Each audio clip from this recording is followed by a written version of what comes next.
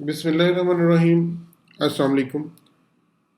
आज हम देखते हैं कि पाकिस्तान स्टॉक मार्केट का ये हफ्ता जो गुजरा है 21 दिसंबर से 27 दिसंबर तक, ये किस तरह का रहा और इसके बाद इसके आने वाला हफ्ता जो सा वो किस तरह का होगा। क्या मार्केट में अभी जान बाकी है? क्या मार्केट अभी ऊपर जाएगी या यहीं से वापस आ जाएगी?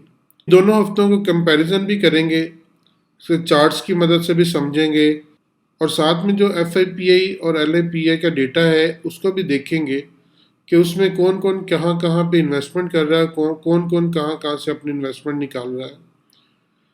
हमेशा की तरह आपके प्यार के हम लोग मकरूज़ हैं। आप जिस तरह लाइक शेयर और सब्सक्राइब कर रहे हैं, हम आपके शुक्रगुजार हैं। पाकिस्तान की जो इक्विटी है वो इस वीकेंड पे पॉजिटिव नोट पे बंद हुई।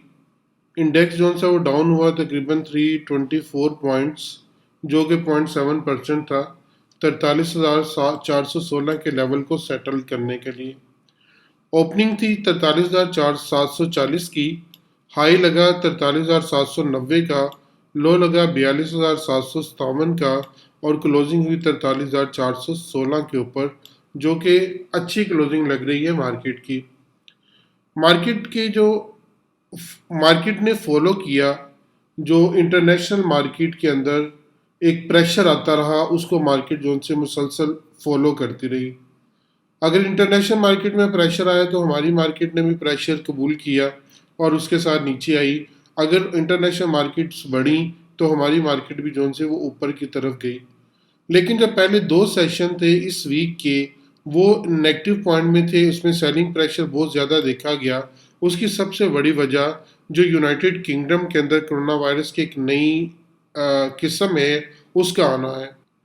उस नई किस्म ने जब यूके को हिट किया और यूके के अंदर लॉकडाउन लगने शुरू हुए तो उसका असर यूरोपीय मार्केट्स पे भी आया और इंटरनेशनल मार्केट पे भी आया, एज वेल एज हमारी मार्केट ने भी इसका प्रेशर झीला। हमारी मार्केट ने भी इसके प्रेशर को देखा और मार्केट जोन से नीचे आई। जब ये मार्केट में कोरोना वायरस का प्रेशर आया तो उसके प्रेशर के साथ जो क्रूड ऑयल है उसकी प्राइसेस भी तेज़ी के साथ गिरी। क्रूड ऑयल के प्राइसेस के गिरने की वजह से उसके साथ साथ जितनी भी एसोसिएटेड कंपनीज हैं, एक्सप्लोरेशन कंपनी, रिफाइनरीज हैं, उनको भी एक झटका लगा और जो आपकी मार्केट है वो तकरीबन 42,757 की सतह तक आ गई, जो उसने हफ्ते का लो लगाया। अब जो हफ्ते का हाई लग रहा है वो 43,790 का, लो जो सा 42,757, ये इससे नज़र आ रहा है कि हफ्ता पिछला जो गुजरा बहुत वोलेटाइल गुजरा है। लेकिन यहाँ पे जो क्लोजिंग हो रही है वो अच्छी क्लोजिंग है, 43,416 के ऊपर क्लोजिंग है।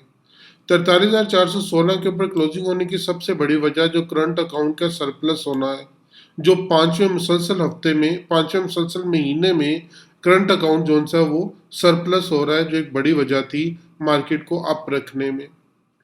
इसके अलावा जो गवर्नमेंट कंस्ट्रक्शन सेक्टर की एमनेस्टी स्कीम को एक्सटेंड करने जा रही, इसने भी मार्केट पे एक अच्छा इफेक्ट डाला और जो सीमेंट है उसमें आपको एक बेहतरी देखी गई। नज़र आ रहा है कि सीमेंट जो फ्यूचर में आने वाले वक्त में एक अच्छी सपोर्ट लेके ऊपर जा सकता है, तो सीमेंट में आपको एक अच्छी बेहतरी नज़र आई और सीमेंट भी ऊपर जाने के चांसेस पैदा हो गए। एक नज़र इंडेक्स के व्यूज़ पे डालते हैं कि इंडेक्स का व्यू किस तरह का रहा। KSE 100 43,416 के ऊपर क्लॉक कर रहा है, KSE 30,444 के ऊपर क्लॉक कर रहा है और KSE 30 18,097 के ऊपर खड़ा है और KMEL 21,520 के ऊपर खड़ा। 21 दिसंबर को जो वॉल्यूम थे वो बड़े हैं, वो 516 रहे, जबकि 244 जोन से वो KSE 100 में रहे। KSE ऑल के अंदर 516 मिलियन रहे, लेकिन KSE 100 के अंदर 244 रहे। उसके बाद नेक्स्ट डे में 560 रहे KSE ऑल के अंदर और 200 मिलियन शेयर जोन से वो KSE 100 में विटनेस किए गए। ये डिक्लाइन हुए पीछे की निस्बत, हालांकि ये बढ़ रहे हैं। KSE ऑल में शेयर बढ़ रहे हैं लेकिन KSE 100 में शेयर्स के वॉल्यूम कम हो रहे हैं। उसके बाद उससे नेक्स्ट डे में 23 दिसंबर को मजीद वॉल्यूम कम हुए और इसी तरह बतदरीज आपके KSE ऑल में भी आपके वॉल्यूम कम हुए। लेकिन वेरी नेक्स्ट डे बहुत हाई वॉल्यूम लगा। पूरे हफ्ते का जो हाई वॉल्यूम लगा वो 570 मिलियन था, जबकि 24 दिसंबर को KSE 100 का भी वॉल्यूम जो सा वो हफ्ते का बेहतरीन वॉल्यूम था 323 मिलियन शेयर का। आया ये सेटल डाउन थी कि हफ्ते का जो लास्ट दिन था और उसमें सेटलमेंट होती है, फ्यूचर जो आपका क्लोज हो रहा होता है, न्यू फीचर आपका आ रहा होता है, तो इसमें जो एक दफ़ा आपको प्रेशर नज़र आता है और उसके अलावा जो आपको ख़रीदारी नज़र आती है, शॉपिंग नज़र आती है, वो दोनों विटनेस की जा सकती हैं। आई इसका असर था या मार्केट वाकई ऊपर जा रही है, ये हम आगे ज़रूर देखते हैं। इसी तरह हम देखते हैं कि सेक्टर का रिव्यू किस तरह का रहा। ईएनपी ने नेगेटिव कंट्रीब्यूशन दी 237 पॉइंट के साथ, और उसके अलावा बैंक जोन से वो भी नेगेटिव साइड पे रहे, उन्होंने 135 के साथ नेगेटिव कंट्रीब्यूशन दी। फार्मा 39 पॉइंट के साथ नेगेटिव कंट्रीब्यूशन में तीसरे नंबर पे स्टैंड कर रहा है। फर्टिलाइजर 34 पॉइंट के साथ चौथे नंबर पे स्टैंड है। ऑटो असेंबलीज जोन सी हैं वो 25 पॉइंट के साथ आपको पांचवें नंबर पे ऑन बोर्ड नजर आ रही हैं, और टेक्सटाइल 15 नेगेटिव पॉइंट के साथ आपको छठे नंबर पर बोर्ड पे नजर आ रहा है। ये all over the world zone सा है जो नेगेटिव इम्पैक्ट जोन सा ईएनपी में देखा गया, बैंक्स में देखा गया, फार्मास्यूटिकल में देखा गया, फर्टिलाइजर में देखा गया, ऑटोमोबाइल असम्बलर में और टेक्सटाइल सेक्टर में देखा गया। ये सिर्फ और सिर्फ क्रूड ऑयल के कम होने की वजह से और जो कोरोना के बढ़ते हुए केसेस थे, कोरोना की नई किस्म का आना, पॉजिटिव कंट्रीब्यूटर में आपको लक्स फेरिस्ट नजर आ रहा है 47 पॉइंट के साथ, सीमेंट है, और दूसरी साइड पे ओजीडीसी एक्सप्लोरेशन कंपनी 78 पॉइंट के साथ आपको दूसरे पहले नंबर पे डाउन साइड में नजर आ रही है। टीआरजी 38 पॉइंट के साथ दूसरे नंबर पे, पीपीएल 75 पॉइंट के साथ नेगेटिव साइड पे दूसरे नंबर पे है। चिराट सीमेंट 37 पॉइंट, जीएचजीएल 29 पॉइंट के साथ चौथे नंबर पर, एमएलसीएफ पांचवें पर, डीजीकेसी छठे पर, पीआईसी सातवें पर, आईएनआईएल आठवें पर, सिस्टम नौवें पर और पीएकेटी 10वें नंबर पे आपको खड़ा नजर आया। इसमें मेजोरिटी आपको सीमेंट सेक्टर्स की नजर आ रही है, लक, चिराट, एमएलसीएफ, डीजीकेसी, पीआईओसी, और उसके बाद एक जो आईएनआईएल था जिसने कंट्रीब्यूशन दी मार्केट को अप रखने में। लेकिन अदर साइड आप देखें, ओजीडीसी, पीपीएल, मारी और ये वो सारी कंपनी हैं जिन्होंने मार्केट को गिराने में अपना किरदार अदा किया। ये एक्सप्लोरेशन कंपनी है, क्रूड ऑयल के नीचे आने की वजह से ये भी नीचे आई, जिन्होंने मार्केट पे अपना नेगेटिव इम्पैक्ट डाला। और इसको फॉलो कर रहे हैं बैंक्स, एमईबीएल, यूबीएल, ये जो से और एचबीएल, तीन बैंक हैं जिन्होंने मार्केट को नीचे रखा और नीचे गिराया। अब हम एक नज़र डालते हैं मार्केट में कौन क्या खरीद रहा है, कौन क्या बेच रहा है, इस हफ्ते में किसने क्या खरीदा, क्या बेचा।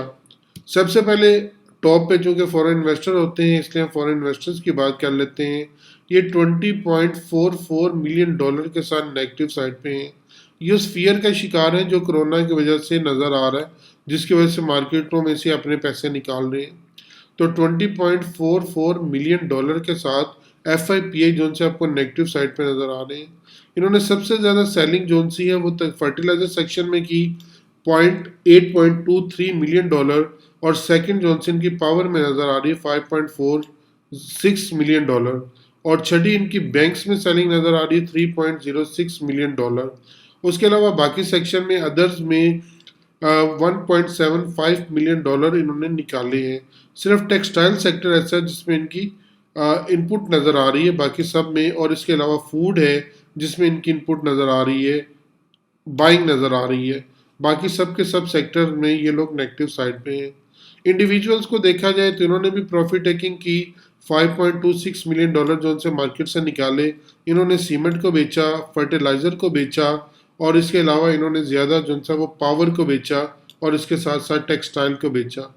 लेकिन उन्होंने जो अपनी इन्वेस्टमेंट की वो बैंक्स के अंदर की, इंडिविजुअल्स ने सबसे ज़्यादा अपनी इन्वेस्टमेंट बैंक के अंदर की। ये वजह हो सकती है कि बैंक के आने वाले रिजल्ट चूँकि अच्छे होंगे तो इस वजह से ये लोग अपनी इन्वेस्टमेंट बैंक के अंदर कर रहे हैं।